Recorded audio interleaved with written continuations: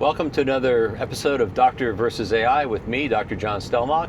I'm an orthopedic surgeon who's been in practice for 34 years in private practice, and I have been in orthopedics in nearly 40 years, unbelievably. I'm a specialist in hip and knee replacements. I drive a self-driving Tesla, so I have a lot of downtime where I'm just sitting here behind the wheel, not doing a whole lot other than watching and monitoring safely. And I have patients, and I also have an AI assistant in my car. So what we'll do here is I'll ask a question of AI, and what will happen then is I'll have it answer it, then I'll talk about it a little bit, and we'll see where it goes. And let me summon Grok, my AI assistant. Hey Grok, I'm told I need a hip replacement, and I heard there's different ways that doctors do the surgery. They go in from the front or from the back. Can you explain that to me? In hip replacement, the anterior approach goes through the front of the hip between muscles for less early pain and faster recovery that takes longer surgically. The posterior, from the back near the buttocks, is more common, quicker to do, with good access but slightly higher dislocation risk. Talk to your doctor for what's best for you. Okay, that's interesting, because it doesn't even mention the one that I do, which is kind of funny.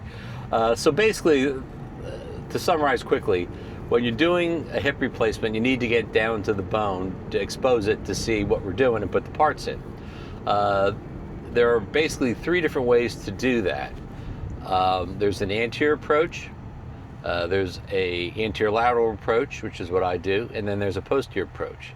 The thing with the hip, no matter how we get down to the hip, it is very, very deep in your body. It can be even at the closest point, it's at least 4 inches, even in a skinnier person, to get down to your hip joint. It's very, very deep. So the different ways to go through that, the basis of all this is that the big muscle around your hip is called your abductor muscles. They're big muscles that kind of attach from your pelvis, and where you feel the point on your hip bone, that's where they attach, and they allow you to bring your leg out to the side and move it forward in different directions. So the idea is, how do we address that? Because that's right in the way. You have to somehow get around that. So the most common approach a while ago, and I think it probably still is the most common approach, is the posterior approach, where we go behind that muscle towards your buttock to get into the hip joint and avoid that muscle, not touch it, incise the capsule, which is the ligaments of the hip, to open it up and then put the parts in that way.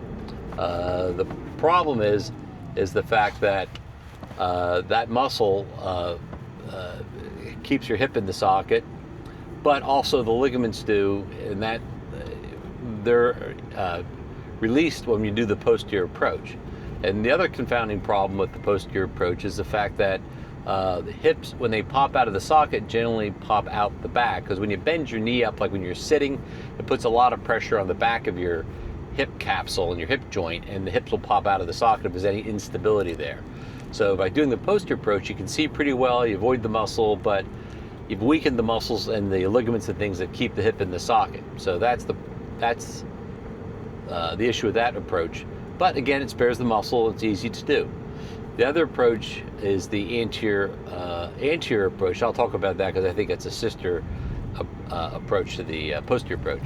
The anterior approach, what happens there is that you go on the complete other side of the hip joint.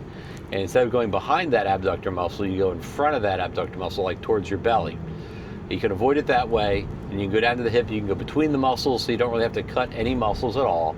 Whereas the posterior approach, you do that to a degree. But you can get down to the hip joint, incise it, open the hip up, expose it. The problem with the anterior approach, it's very good because it does avoid the muscles. The problem is that the thigh bone does not line up with that incision.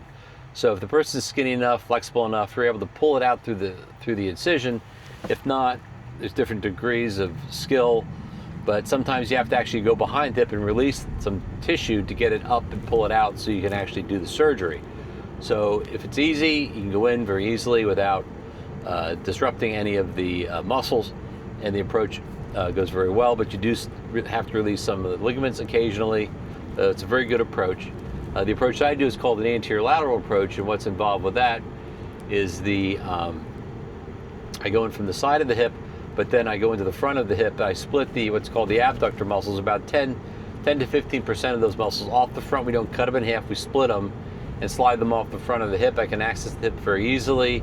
I don't cut any of the capsule, the lining, and the ligaments of the hip joint that keep the joint in the socket at all. It's very easy to see everything. I can use the robotic surgery very well, but it does cut the muscle. So those are the three different approaches. And let me just, before I kind of give my commentary, you're watching me for what my opinions are. But the three approaches, and it's been pretty well shown, and I do agree with it, that if you get to a year with, doesn't matter which approach you had, they're all the same. It doesn't matter because your hip heals, you're fine. The initial is the short-term issues with the hip, and we're trying to get better as quick as we can, which is great, but at the same token, we want to make sure you get as better as quick as you can with no complications. So the issue with the posterior approach is a dislocation rate. I'm not sure they quote the dislocation rate, but it can be between 2 or 5%, 2 to 5%. And in my opinion, that's always been a little bit too high. Even in the best of hands, that's what it is. So generally, I've stayed away from that, and that approach is still done and can be done well and works well, but there is a rate of dislocation which can be a problem, usually involves reoperation.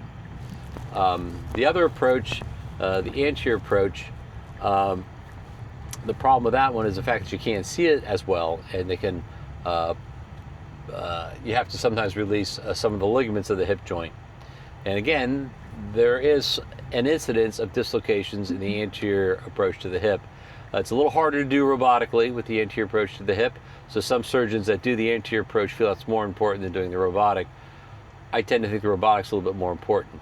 And then there's my approach, which is the anterior lateral approach, which does indeed release some of the muscles in the front, but the dislocation rate is very, very low. And I've seen literature searches, it says it's really not lower. Last dislocation I've had that I know of has been over 20 years ago. So it's very, very stable. And the differences between those hips and how quickly you get better, I really think it's very minimal difference between how quickly you get better done by a skilled surgeon. People think, oh, you're cutting the muscle. Oh my gosh, that's terrible. But realistically, what happens, if you see an athlete, all right, so I'm cutting the muscle, the other approaches, kind of addressing the ligaments in the hip. So which athlete gets back quicker? The one that tore muscle, the one that tore ligament? The one that tore the muscle, because muscle heals very quickly. And over the years, I've had opportunities, unfortunately, to go back into the hip joints that I've done, and in a week, you almost can't even tell where you made the incision. It heals so quickly. So the approach is sort of important. Thank goodness I don't get that many questions about that anymore. When the anterior approach came out, it was all the rage, everything would be perfect. The bottom line is they all really work well. It's whatever the surgeon feels comfortable doing. I prefer the anterior lateral. I've been very successful with it. I can do the robotic surgery very easily with it. It takes me about a half an hour on the regular hip to do it, so it doesn't take very long. And the recovery is quite rapid. So whatever you choose, but that's really my opinion on them. They work very well. So hopefully answer some of your questions, and we'll be doing more of these episodes with Doctor versus AI, and hopefully you'll learn something, and I'll see you on the next one.